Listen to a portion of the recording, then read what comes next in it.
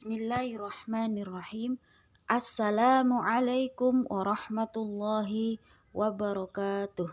Alhamdulillah, ibu-ibu yang dimuliakan oleh Allah, hari ini kita akan membahas tentang qada dan qadar.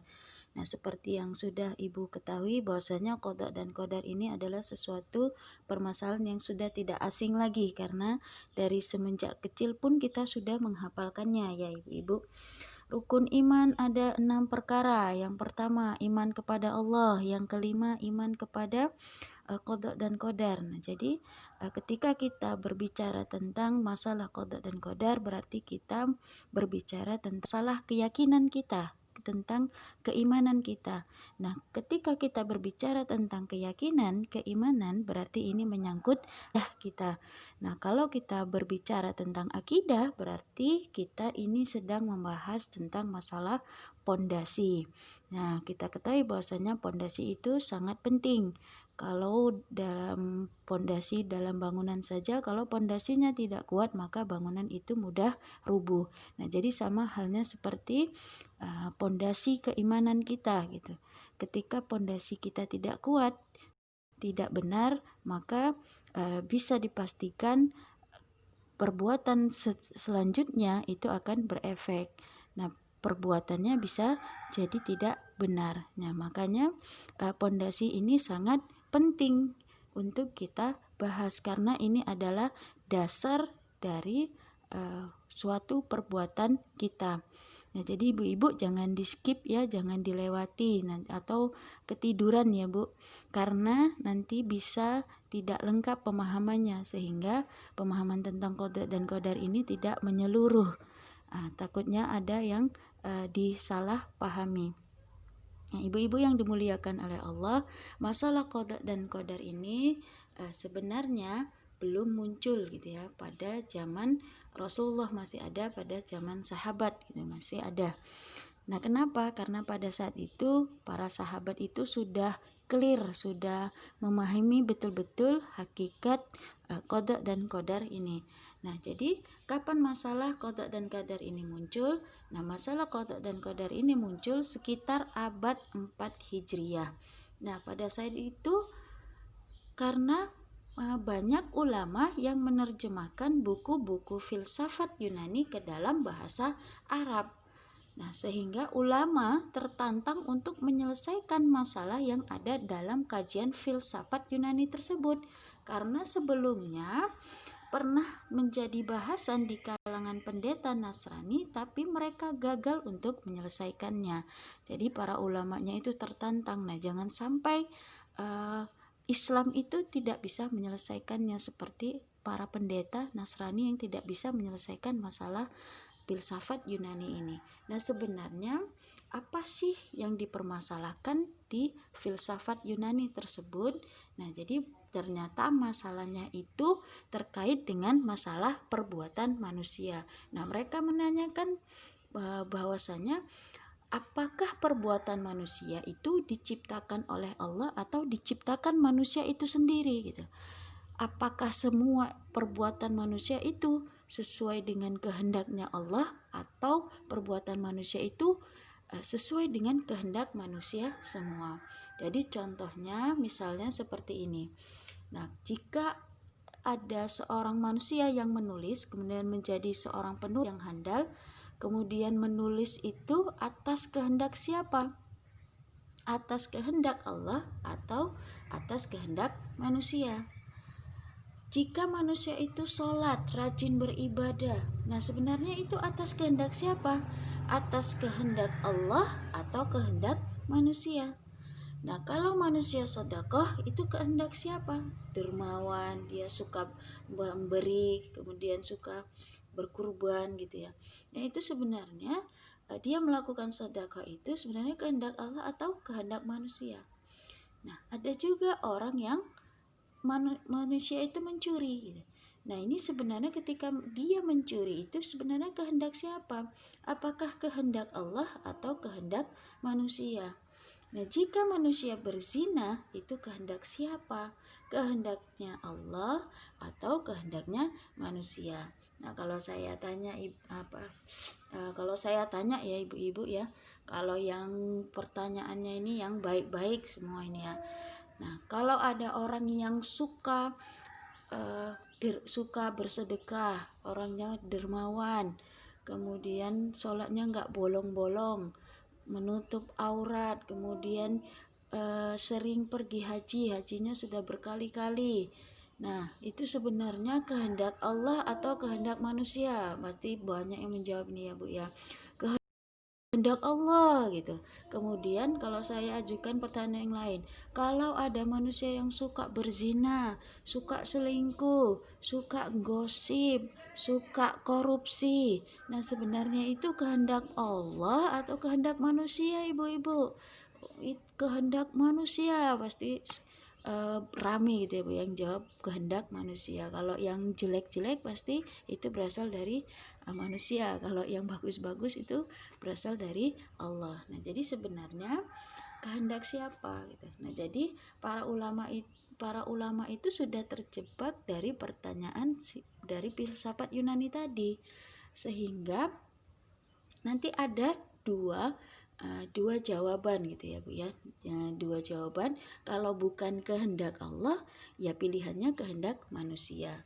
Nah satu-satu kita preteli ya Bu ya. Kalau konsekuensi jawabannya, kalau semua pertanyaan itu tadi yang saya ajukan tadi itu semuanya itu sebenarnya kehendaknya Allah, nah berarti Allah menghendaki ada manusia yang dipaksa untuk berbuat baik, dan Allah juga menghendaki ada manusia yang dipaksa untuk berbuat jahat. Betul atau betul Bu?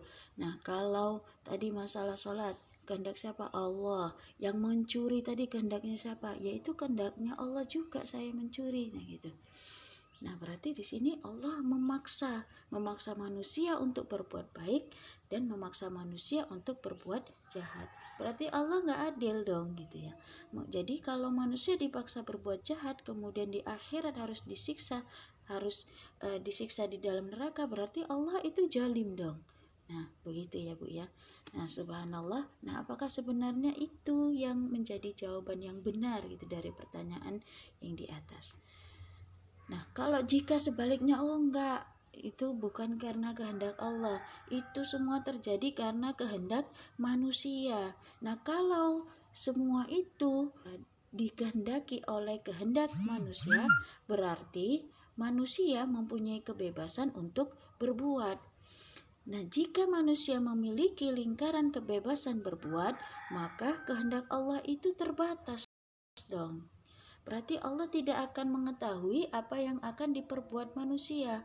Apakah nanti setelah kajian itu dia akan jalan-jalan lagi, atau dia di rumah saja, atau dia balik lagi ke kantornya lagi? Ya berarti Allah tidak tahu apa yang akan diperbuat manusia setelah perbuatan-perbuatan yang dia lakukan. Nah, begitu juga berarti Allah itu belum mengetahui apakah manusia itu akan masuk surga atau akan masuk neraka nantinya. Berarti kehendak Allah itu terbatas dong. Berarti ilmu Allah itu juga terbatas dong. Berarti tidak bisa dong Allah itu disebut Allah yang maha mengetahui, karena ini saja pun Allah tidak tahu gitu. Nah, subhanallah ya ibu-ibu. Nah, apakah sebenarnya seperti itu pembahasan yang benar? Nah, jadi kalau masalah qada dan qadar ini tidak diselesaikan, apa yang akan terjadi? Maka akan muncul berbagai masalah lagi, muncul berbagai pertanyaan lagi yang merembet akhirnya, karena masalah qada dan qadar ini belum selesai.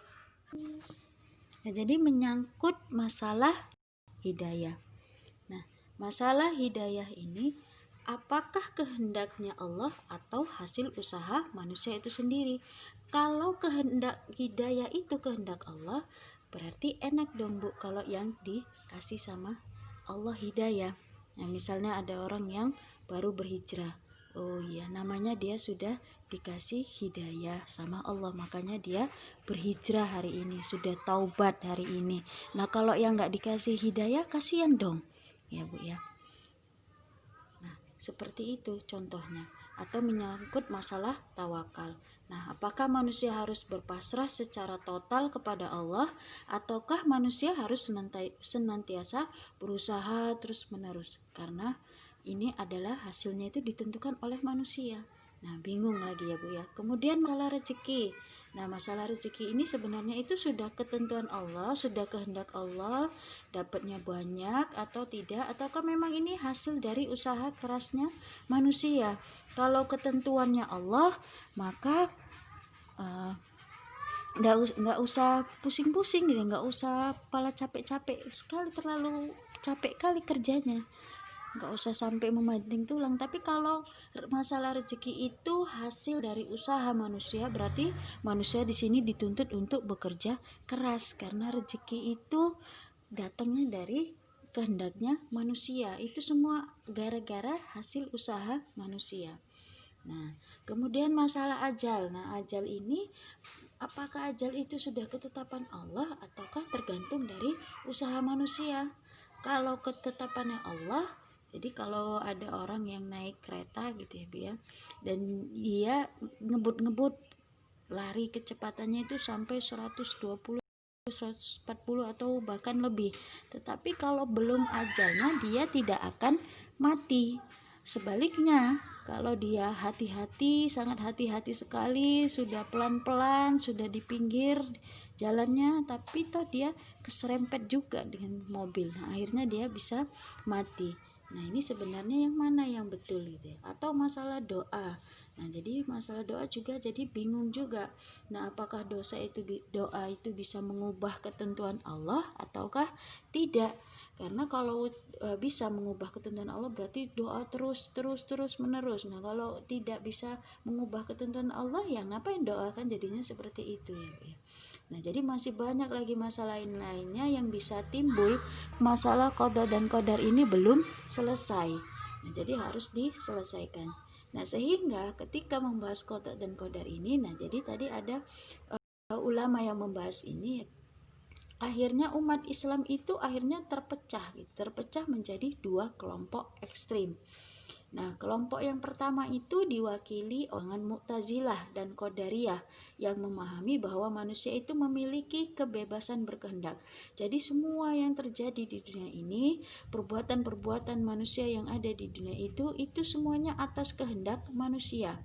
Jadi Allah itu nggak ikut campur. Nah, itu kelompok yang pertama. Kemudian kelompok yang kedua diwakili oleh golongan Jabariyah. Ini sebaliknya, yang memahami bahwasanya manusia itu tidak mempunyai kebebasan sama sekali. Semua yang terjadi itu atas kehendaknya Allah. Jadi manusia itu dipaksa berbuat baik, manusia itu dipaksa berbuat jahat, manusia itu akhirnya pun dipaksa masuk neraka, ada yang dipaksa masuk surga. Kalau dipaksanya yang enak itu nggak apa-apa ya Bu ya. Nah, ini dipaksanya ke yang jahat gitu. Nah, jadi dari sini kelompok mana yang benar, atau adakah kelompok yang benar gitu. Nah, kalau kita ingat cerita perdebatan antara orang Qadariyah dan Jabariyah, siapa sih pemenangnya gitu. Nah, kita cerita tentang perdebatan ini ya Bu ya. Jadi orang Qadariyah ini nantangin orang Jabariyah. Aku bisa makan mangga kalau aku berusaha.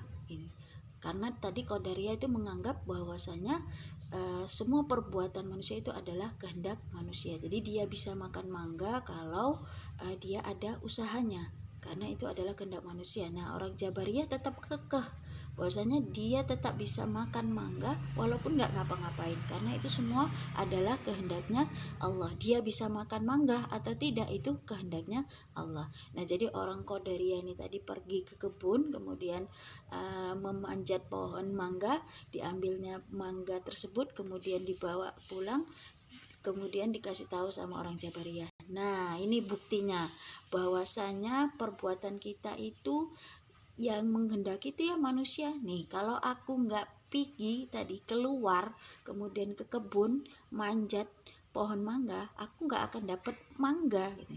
Nah, inilah bukti bahwasanya kita itu berbuat itu sesuai dengan kehendak kita, bukan karena dipaksa oleh Allah. Nah, jadi sama orang Qadariyah ini mangganya dikupas ya Bu ya. lalu dimakan gitu ya. Jadi ini Qadariyahnya ini sama Jabariyahnya tadi 1-0 ya Bu ya. Nah menang sih Qadariyahnya ini tadi. Jadi waktu makan kasihan nengok orang Jabariyah karena diem aja ya Bu ya. Nah akhirnya karena kasihan sama orang Qadariyah ini tadi dikasih mangganya ke Jabariyah. Kemudian orang Jabariyah itu mengatakan, nah inilah buktinya bahwasanya ketika saya pun tidak berbuat apa-apa, tidak melakukan apa-apa, ini sudah kehendak Allah bahwasanya aku mendapatkan rezeki buah tanpa aku kemana-mana, tanpa aku harus pergi ke kebun buah mangga dan tanpa aku harus memanjat pohon buah mangga, akhirnya toh aku juga mendapatkan buah mangga. Akhirnya satu sama antara orang Qadariyah dan Jabariyah.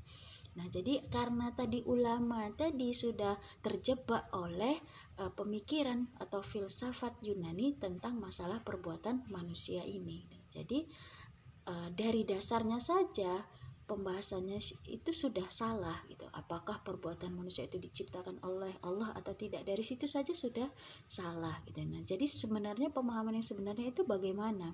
Nah, jadi kalau kita lihat dalil-dalil qada dan qadar itu banyak sekali dalil-dalilnya. Nah, nanti ibu-ibu bisa membukanya di surah Ali Imran ayat 145, di surah Al-A'raf ayat 34, dan ini salah satunya di surah Saba ayat ketiga. Tidak ada tersembunyi daripadanya seberat zarah pun yang ada di langit dan yang ada di bumi, dan tidak ada pula yang lebih kecil dari itu yang lebih besar melainkan tersebut dalam kitab yang nyata Lauhul Mahfuz ayat surah Saba ayat ketiga. Kemudian ada di surah ke-6 di ayat 60. Nah, Ibu nanti bisa ngecek ya di Al-Qur'annya. Nah, jadi kita kembali lagi ke masalah qada dan qadar ini. Ketika kita membahas tentang masalah qada dan qadar, maka itu tidak menyangkut 4 hal. Yang pertama, perbuatan manusia apakah diciptakan Allah atau diciptakan manusia. Yang kedua, tidak menyangkut kepada iradahnya Allah. Tidak ada kaitannya dengan kehendak Allah, apakah meliputi seluruh kejadian atau tidak.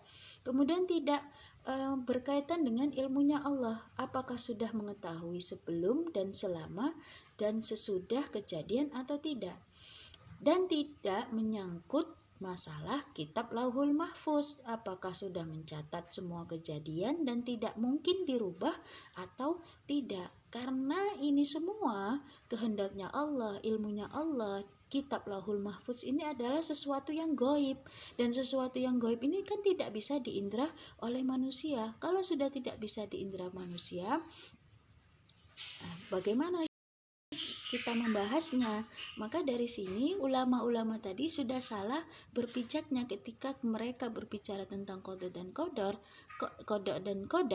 Jadi masalah dasarnya saja mereka berpijak mulainya dari mana itu sudah salah gitu. Karena iradanya Allah, kehendaknya Allah itu kita tidak tahu apa kehendaknya Allah.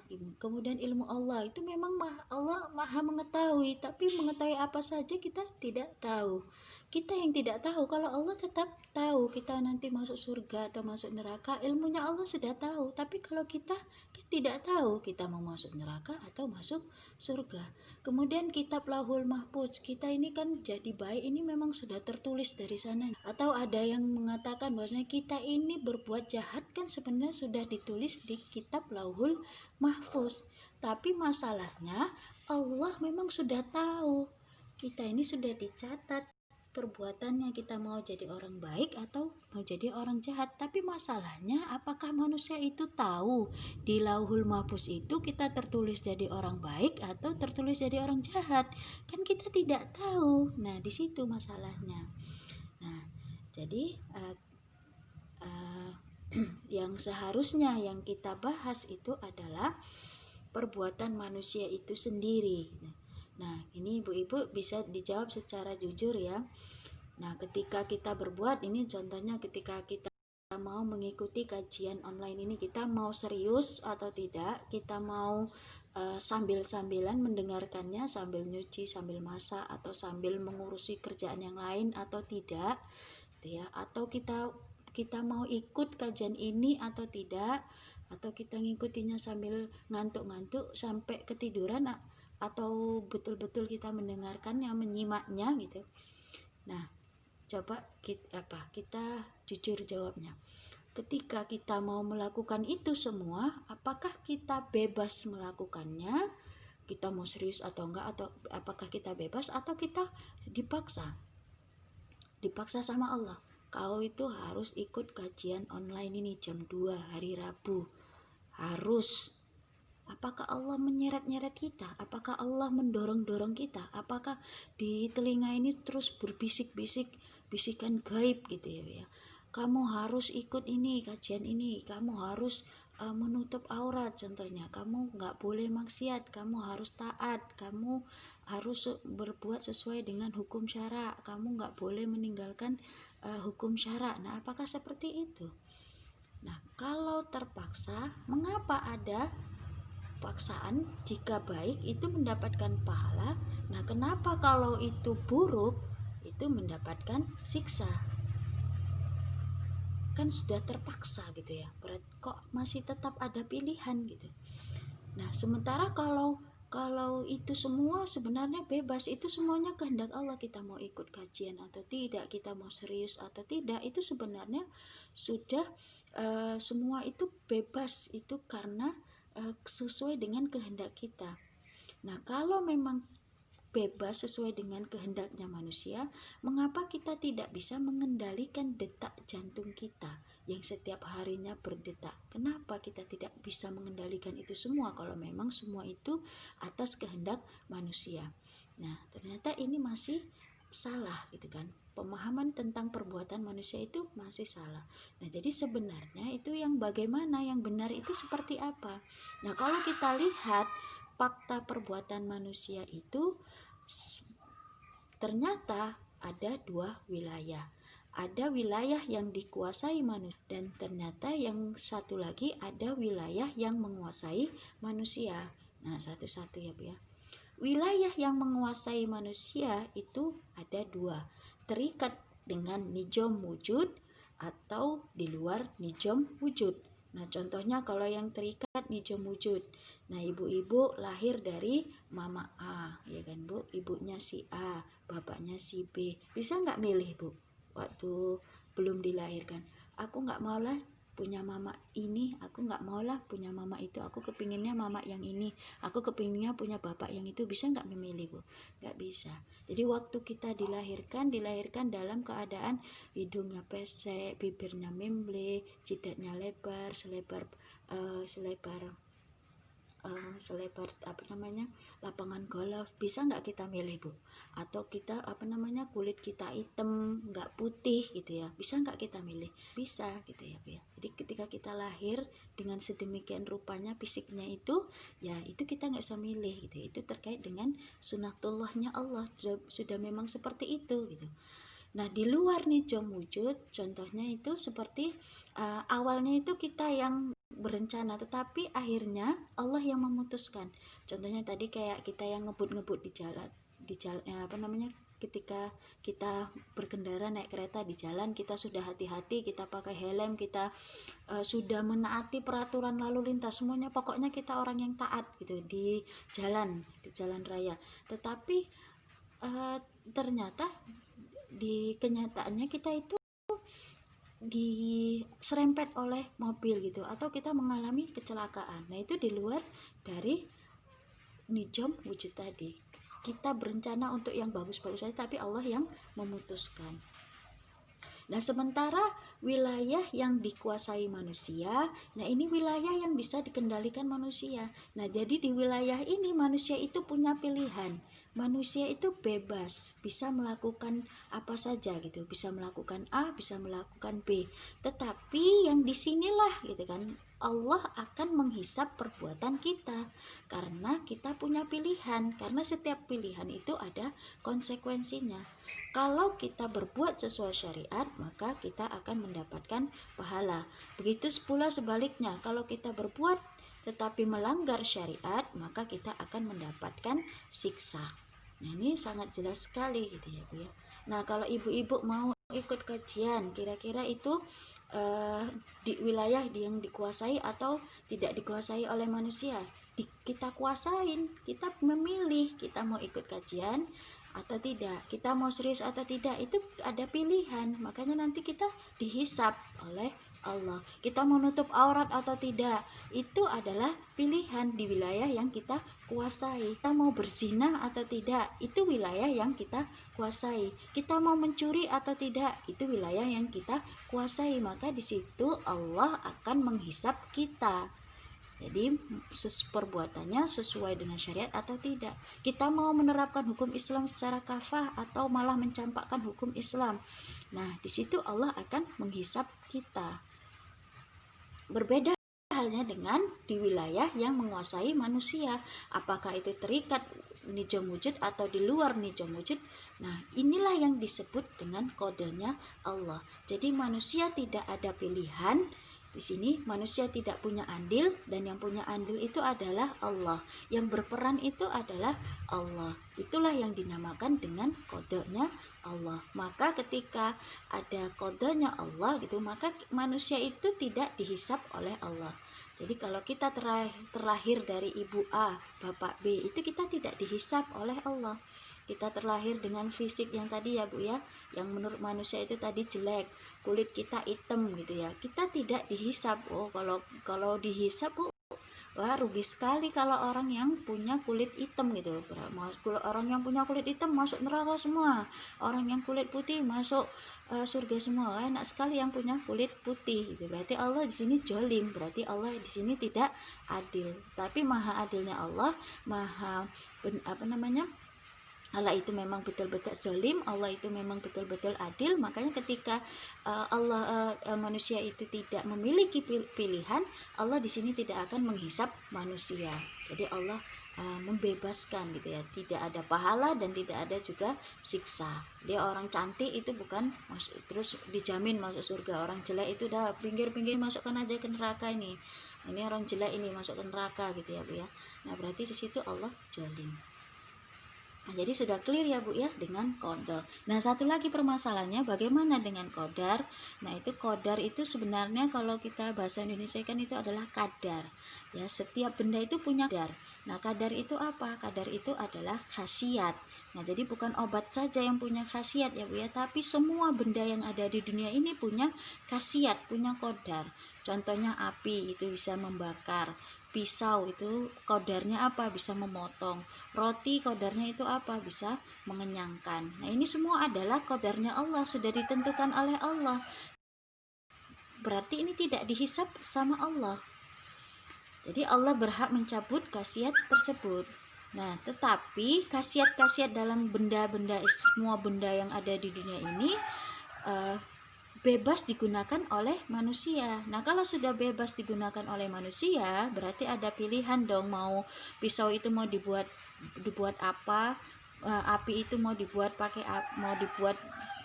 digunakan di jalan yang mana, itu akan dihisap oleh Allah. Kalau api digunakan sesuai syariat, ibu-ibu menggunakan api untuk masak makanan yang bergizi gitu ya kan. Nah itu akan dikasih pahala sama Allah. Tapi kalau ibu gunakan api itu untuk bakar kedenya orang, bakar usahanya orang, bakar tokonya orang, kayak film di Indosiar itu ya Bu ya. Nah itu ibu-ibu akan mendapatkan siksa. Nah pisau motong buah segar gitu ya Bu ya. Nah itu buahnya kita makan, itu menjadi nutrisi untuk kesehatan kita.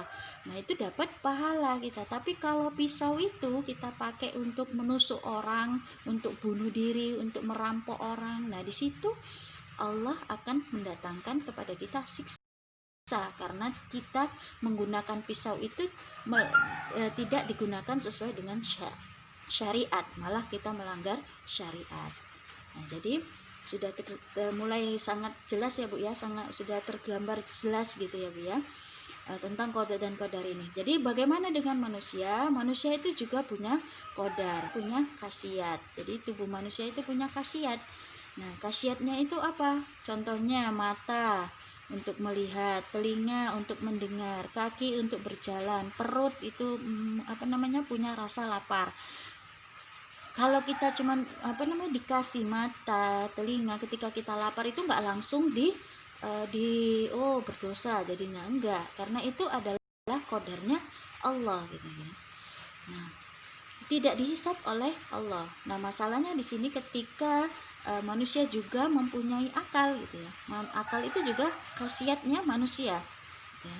Nah, akal manusia ini kan bisa mempunyai kehendak bebas. Dialah yang memilih-milih gitu. Mau dipakai apa tadi?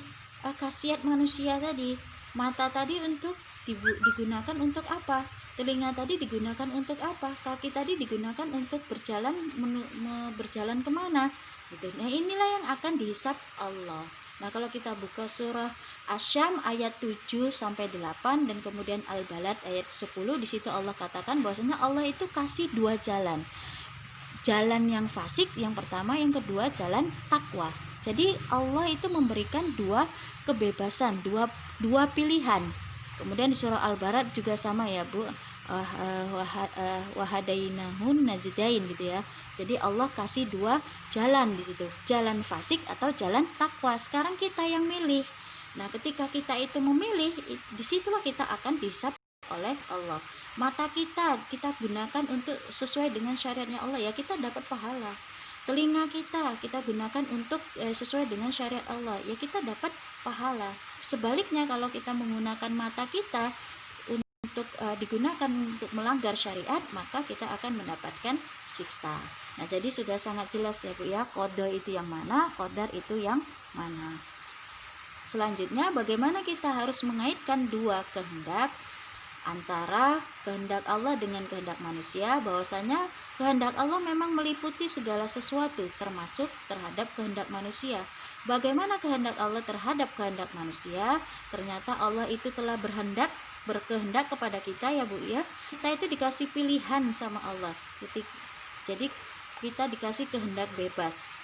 Ada Allah juga memberikan kehendak yang Allah saja di situ. Manusia tidak punya peran. Nah, jadi ada kehendaknya Allah, ada Allah itu juga ngasih kehendaknya manusia. Sehingga ada firman Allah Subhanahu wa taala di surah Yunus ayat 99, dan jikalau Tuhanmu menghendaki tentulah beriman semua orang yang di muka bumi seluruhnya, maka apakah kamu hendak memaksa manusia supaya mereka menjadi orang-orang yang beriman semuanya. Nah, jadi sampai kiamat pun nanti gitu ya kan, enggak semua orang itu beriman atau semuanya jadi malah kafir semua, enggak, ada yang beriman, ada yang kafir. Jadi kita ini yang memilih mau yang beriman atau yang kafir, karena setiap pilihan pun ada konsekuensinya. Mau beriman, nih tak kasih surga, mau kafir, ini tak kasih neraka. Jadi terserah pilihan kita gitu. Mau taat, nih tak kasih surga, mau maksiat, nih tak kasih neraka. Jadi mau pilih yang mana? Mau mencampakkan hukum Allah, ini tak kasih neraka. Mau menerapkan hukum Allah secara apa? Ini tak kasih surga. Nah, contohnya lagi seperti orang yang bunuh diri. Jadi udah bisa ya Bu ya, kalau orang bunuh diri itu letaknya di mana? Lah, orang bunuh diri itu kodonya Allah atau kehendaknya manusia? Nah, kehendaknya manusia, karena pada saat dia mau membunuh dirinya sendiri itu ada pilihan. Nah, dia mau membunuhnya mau pakai pisau atau pakai baygon gitu, minum racun tikus, minum racun serangga gitu. Kalau dia memilih memakai pisaunya itu seharusnya memotong makanan, buah-buahan, malah dia mau menusukkan dirinya, maka dia akan dihisap oleh perbuatannya gitu. Oleh niatnya tadi itu membunuh dirinya sendiri, maka ini akan dihisap oleh Allah. Dan bunuh diri ini adalah sesuatu perbuatan yang haram, yang tidak boleh dilakukan. Nah, berarti dia menggunakan pisau tadi, qadar pisau tadi untuk melanggar syariatnya Allah, sehingga dia berdosa dan masuk neraka. Nah, ini penutup kesimnya, seharusnya manusia lebih waspada terhadap perbuatan-perbuatan yang berasal dari kehendak bebasnya. Jadi nggak usah diurusi yang bukan di wilayah yang kita kuasai. Jangan khawatir Bu kalau kita hitam, kalau hidung kita nggak mancung, kalau kita nggak cantik, kita jelek gitu, itu jangan yang berlebihan gitu ya. Kalau mau merawat boleh merawat, tapi jangan berlebihan, jangan itu aja yang diurusin gitu, sampai yang lain-lain nggak diurusin gitu, karena itu nggak dimintai pertanggungjawaban. Yang dimintai pertanggungjawaban itu ketika kita berbuat di wilayah yang kita kuasai. Nah, seharusnya di situ yang harus kita sibukkan. Jadi terhadap kejadian-kejadian yang menimpa kita harus kita imani bahwa itu adalah ketentuan Allah. Jika kejadian yang menyenangkan kita harus kita syukuri, jika kejadian yang menyusahkan kita, kita harus bersabar. Semuanya harus kita kembalikan kepada Allah Subhanahu wa taala. Jadi demikianlah ibu-ibu pemahaman tentang qada dan qadar, sehingga kita tidak salah lagi, dan ketika kita berbicara tentang masalah-masalah yang lainnya kita sudah bisa menjawab, karena masalah dasarnya sudah kita luruskan, sudah kita benarkan. Wallahu alam bisawab. Billahi taufik wal hidayah. Wassalamualaikum warahmatullahi wabarakatuh.